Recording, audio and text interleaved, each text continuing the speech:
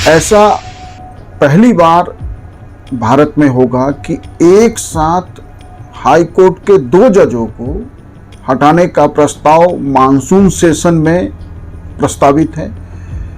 पहला शेखर यादव जो Allahabad high court के जज हैं और पिछले वर्ष विश्व हिंदू परिषद के एक कार्यक्रम में उन्होंने विवादित कंट्रोवर्शियल भाषण दिया था, जिसको लेके विपक्ष ने नोटिस दिया है राज्यसभा में। दूसरा यशवंत वर्मा, वो भी इलाहाबाद हाई कोर्ट के जज हैं, लेकिन जब घटनाक्रम है तब वो दिल्ली हाई कोर्ट में ट्रांसफर होकर जज आए थे। उनके निवास स्थान पे फायर की घटना हुई, जहां जले हुए नोट अच्छी खासी संख्या में बरामद हुए। सुप्रीम कोर्ट ने एक जांच कमेटी बनाई। उस जांच कमेटी ने यह माना कि वह नोट यशवंत वर्मा के आवास पे ही थे। उनका यह कहना कि मेरी नॉलेज में नहीं है, वो मानने नहीं हो सकता और माना भी नहीं गया कि मेरे आवास पे बड़ी संख्या में नकदी रखे हैं और मुझे जानकारी नहीं भी है, फिर भी मैं दोषी हूं। और एक ही हाई कोर्ट के 2 जजों को इस तरह हटाने का प्रस्ताव, तो सुप्रीम कोर्ट ने यशवंत वर्मा को हटाने के लिए कहा है सरकार से, और विपक्ष ने शेखर यादव को हटाने का। देखिए, दोनों हाई कोर्ट के जज इलाहाबाद हाई कोर्ट के ही जज हैं और शायद आज तक भारतीय न्यायिक व्यवस्था में कई सारे जजों को हटाने के लिए पहले भी प्रस्ताव लाया गया, या तो वो प्रस्ताव पास नहीं हुआ या उससे पहले ही जज ने त्यागपत्र दे दिया। चाहे वो रामास्वामी का हो मामला, पीडी दिनकरन का मामला हो, कई सारे जजों के मामले।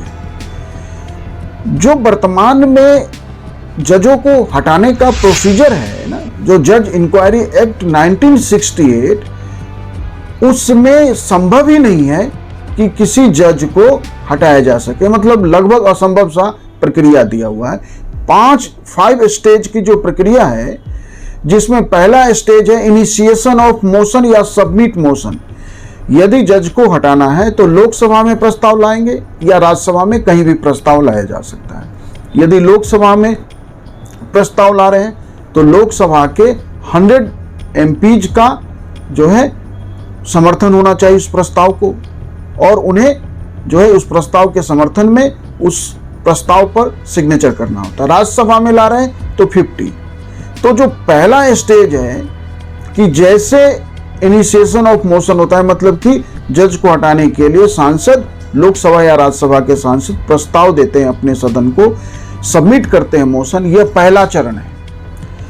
अब दूसरे चरण में जो प्रिसाइडिंग ऑफिसर है, लोकसभा में नॉर्मली प्रिसाइडिंग ऑफिसर स्पीकर होते हैं और राज्यसभा में चेयरमैन होते हैं। तो प्रिसाइडिंग ऑफिसर के लेवल पे सेकेंड स्टेज है, वह जो है वहीं पे भी प्रस्ताव गिर सकता है। क्यों?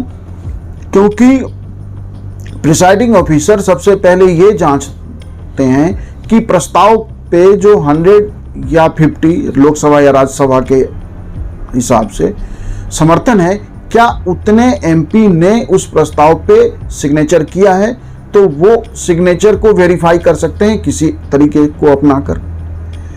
उसके बाद वो ये भी देखेंगे कि जज को हटाने के 2 ही ग्राउंड दिए गए हैं संविधान में, प्रूव्ड मिसबिहेवियर या इनकैपेसिटी। प्रूव्ड मिसबिहेवियर का मतलब है साबित कदाचार, कि भ्रष्टाचार साबित हो रहा हो, और इनकैपेसिटी का यह अर्थ है कि शारीरिक रूप से जज काम करने में सक्षम नहीं है। तो प्रस्ताव में जो प्रूव्ड मिसबिहेवियर या इनकैपेसिटी के जो आरोप लगाए गए हैं जज पे, प्रिसाइडिंग ऑफिसर सबसे पहले यह भी देखेगा कि वो आरोप ठीक है या नहीं। यदि वो आरोप ठीक नहीं है तो वो उसी लेवल पे स्टेज सेकंड पर ही वो जो है प्रस्ताव को स्वीकार ही नहीं करेगा। तो सबसे पहले स्टेज सेकंड पे सबसे महत्वपूर्ण है जब प्रिसाइडिंग ऑफिसर लोकसभा का स्पीकर या राज्यसभा का चेयरमैन, या वो नहीं है अवेलेबल तो जो प्रिसाइडिंग ऑफिसर है वो प्रस्ताव को स्वीकार करें। उसके बाद तीसरा स्टेज है जब 3 मेंबर एक जांच कमेटी बनाई जाएगी, जिसमें chief justice of India, Bharat के मुख्य न्यायाधीश या सुप्रीम कोर्ट का कोई अन्य न्यायाधीश, भारत के हाई कोर्ट के मुख्य न्यायाधीश में से कोई एक, या डिस्टिंग्विश्ड जूरिस्ट, विधि ख्याति नाम विधिवेत्ता होना चाहिए, प्रिसाइडिंग ऑफिसर जिसने उस कमेटी को फॉर्म किया है उनके निगाह में।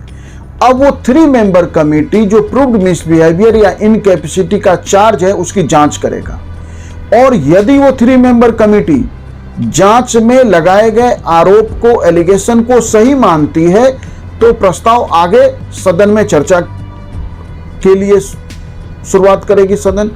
नहीं, यदि वो 3 मेंबर कमेटी जांच में आरोप को सही नहीं मानती है तो वही वो प्रस्ताव खत्म हो जाएगा, शून्य हो जाएगा।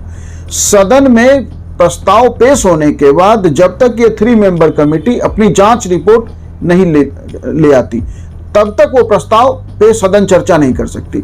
इसमें एक और जो संवैधानिक लूपहोल है कि उस 3 मेंबर कमेटी को अपनी जांच रिपोर्ट के लिए 3 महीने का समय दिया जाता है, और 3 महीने का देश में सत्र ही नहीं होता कि 3 महीने के अंदर उसे अपनी जांच रिपोर्ट देनी है। जैसे इस बार मानसून सेशन जो है लगभग 1 महीने का है, विंटर सेशन वो भी लगभग महीने भर का होता है, तो हमारा 3 मंथ का सत्र ही नहीं होता, क्योंकि जो जज को हटाने के लिए जज इंक्वायरी एक्ट 1968 है वो ये कहता है कि सदन में जज को हटाने का प्रस्ताव लाए जाने से लेके पास करने अंतिम निर्णय तक एक ही सत्र में होना चाहिए, और कोई सत्र जब 3 महीने का होता नहीं है। सामान्यतः यदि कोई सत्र 3 महीने का हो सकता है तो वह बजट सेशन। तो इसका अर्थ है कि इस मानसून सेशन में यशवंत वर्मा या शेखर यादव के विरुद्ध जो प्रस्ताव है, यदि committee with in 10 days 15 days माने विद इन मंथ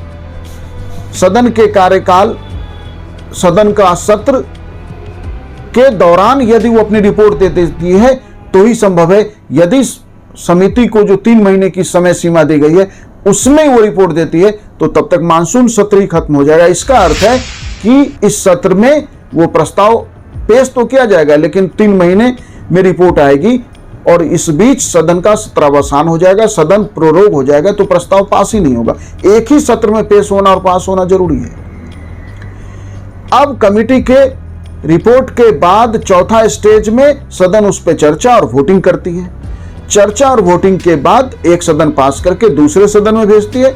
दूसरा सदन भी यदि उस प्रस्ताव से, उस जांच से सहमत है तो वह भी पास करती है। दोनों सदन को उपस्थित और मत देने वाले के 2/3 से उसे पास करना है, और वह 2/3 सदन के बहुमत के बराबर होना चाहिए।